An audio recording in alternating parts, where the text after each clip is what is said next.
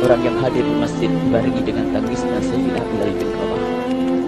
Hingga disebutkan tidak ada tangis di Madinah lebih banyak, lebih dahsyat daripada saat itu. Akhirnya Sayyidina Bilal memulai azannya. Allahu Akbar, Allahu Akbar. Suara ini terdengar di mana-mana dan sungguh berbarengan dengan suaranya Bilal ini serempak orang yang ada di situ terdengar suara dari jamaah, suara tangis yang kobahu. Sayyidina Bilal pun melanjutkan azannya. Allahu Akbar, Allahu Akbar. Para jamaah sambil menjawab azan Sayyidina Bilal, tangis semakin kuat. Bahkan ada di antara mereka yang berjatuhan pingsan. Apa yang menjadikan mereka menangis? Apa yang menjadikan mereka seperti itu? Ingat Nabi Muhammad SAW. Karena semua yang terjadi di saat itu mengingatkan kenangannya kepada Rasulullah.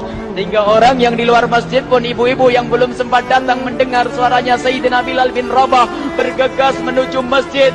Lalu berkata, apakah Rasulullah dibangkitkan lagi?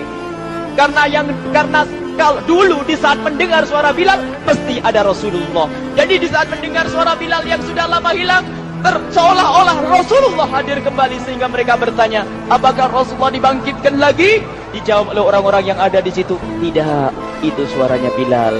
Kemudian orang itu sambil menundukkan kepala, oh, suaranya Bilal. Air mata.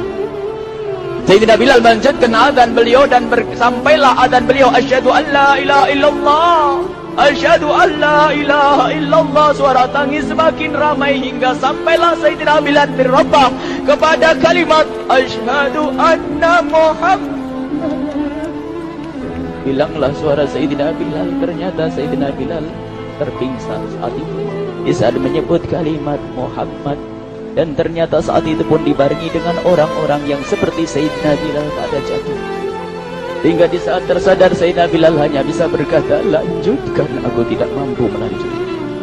Masya Allah, ini adalah makna kecintaan. Tinggal kita melihat di saat kita membaca nama Nabi Muhammad disebut seperti apa kerinduan kita kepada Rasulullah. Inilah hanya sebagai perbandingan, biarpun tidak sebanding. Minimal kita ngoreksi bagaimana di saat disebut Nabi Muhammad. Bagaimana kalau kita sebut tentang Nabi Muhammad? Kita nomor satu, kita utamakan di rumah kita, kita utamakan di dalam kehidupan kita Rasulullah sallallahu alaihi wasallam.